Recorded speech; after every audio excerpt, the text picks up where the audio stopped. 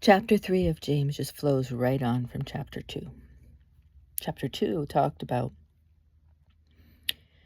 not being partial, how it's a sin to treat poor people worse than you treat rich people. And from there, we discussed how that flows into other areas besides just poor and rich. Chapter 3 starts by talking about the tongue and how hard it is for us to tame our tongues. With it we bless our Lord and Father, and with it, that's the tongue, we curse men who have been made in the likeness of God. God saying, hold up. I know you don't like them, but I made them in my likeness. I know they may not be following me, but they still bear my likeness.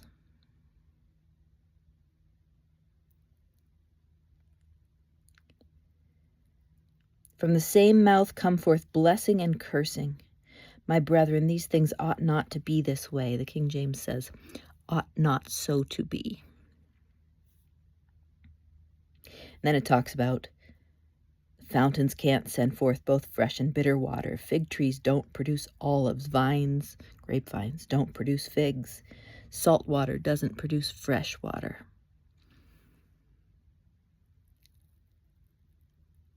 And then it flows right into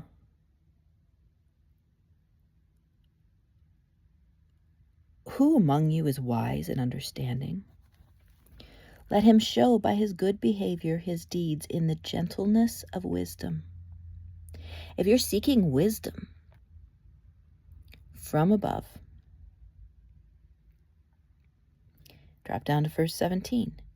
The wisdom from above is first pure, then peaceable, gentle, reasonable, full of mercy and good fruits, unwavering, without hypocrisy.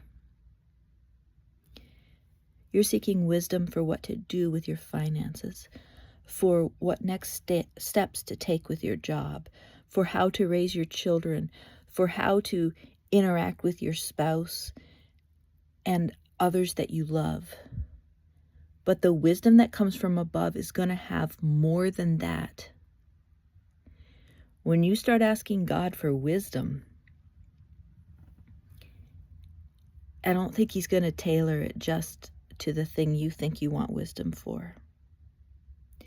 Because ultimately his goal is to conform you more and more into the image of Jesus.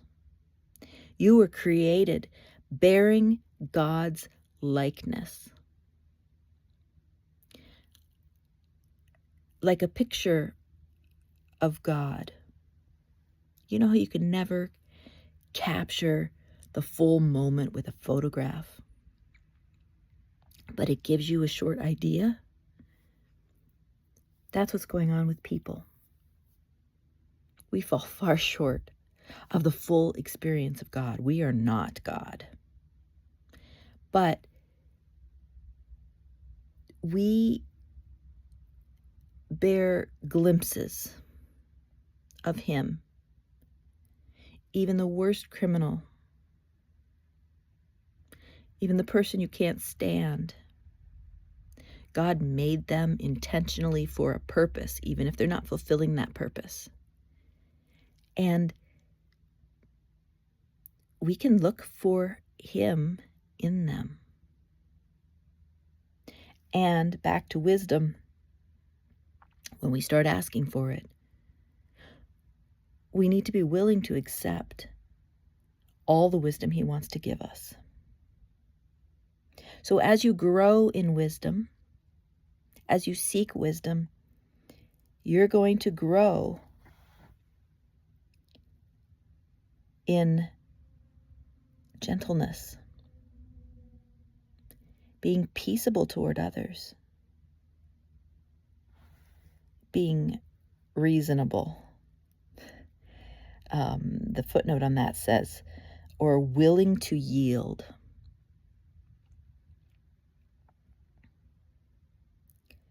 Merciful, doing good, not hypocritical. Frankly, it's hypocritical to think that God has given us wisdom in the area of whatever it is you're asking for wisdom for, without us submitting to his will and letting him shape our wisdom and our relationships with all people. You don't have one without the other. Wisdom from above will affect how you treat people. It will help you tame your tongue. It will help you see God reflected in little ways in other people.